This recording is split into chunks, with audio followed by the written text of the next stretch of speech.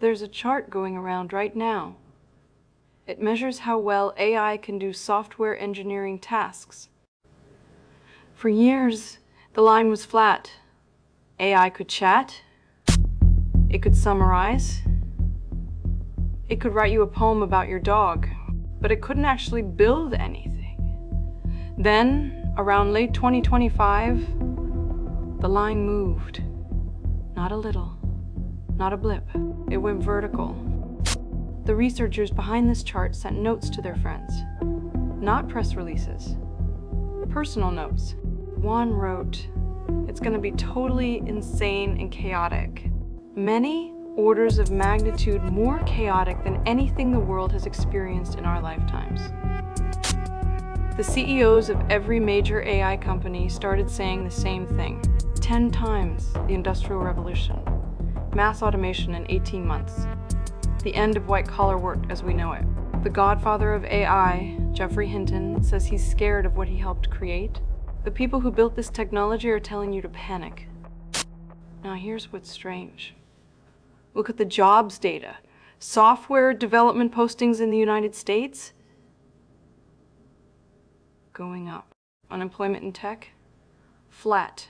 The people who actually use AI every day, small creators, entrepreneurs, two-person teams, they're not unemployed. They're doing more, shipping faster, running operations that used to need 10 people. Revenue up, output up. Nobody got replaced. Same technology. Completely different story. So who's lying? Nobody. The experts are looking at a capability curve. What AI can do in a lab, on a benchmark, under perfect conditions. And that curve is exponential. Genuinely, mathematically exponential. The rest of us are living the adoption curve. What AI actually does in the real world.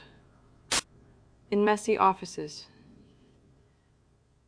with messy clients, with specs that don't exist and deadlines that shifted twice. And these two curves are always far apart. The internet existed in 1969.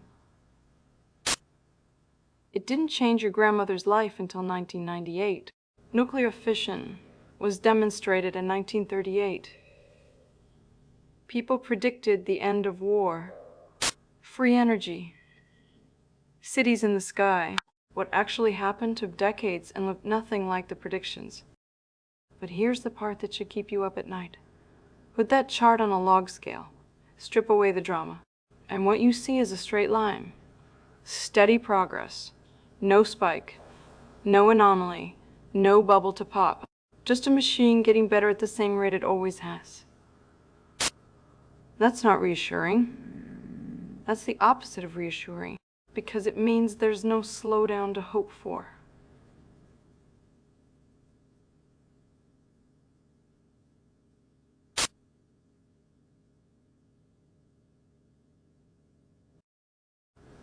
There's an old chart that compares engine efficiency to the horse population in America. For decades, engines kept getting better, steadily, predictably, and horses were fine. The economy needed them. The machines were too unreliable, too expensive, too limited.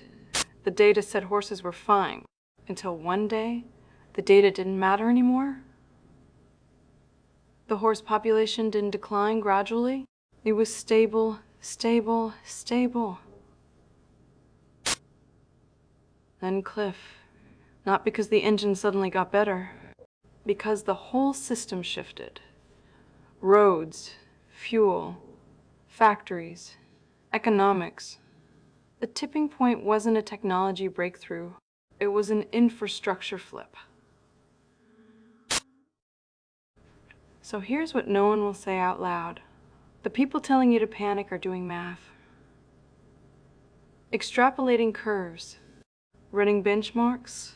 The people telling you it's fine are living reality. Paying rent, shipping products, doing more with less.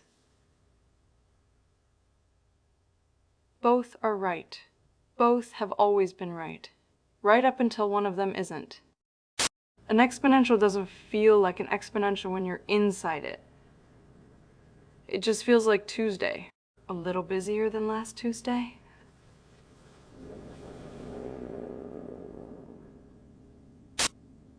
You're not panicking. You're productive. You're using the tools. You're adapting. And so were the horses. Right up until the last one. Share this if it made you think. Subscribe if you want to keep watching. I'll be here, watching the singularity. Until there's nothing left to watch. Until there's nothing left to watch.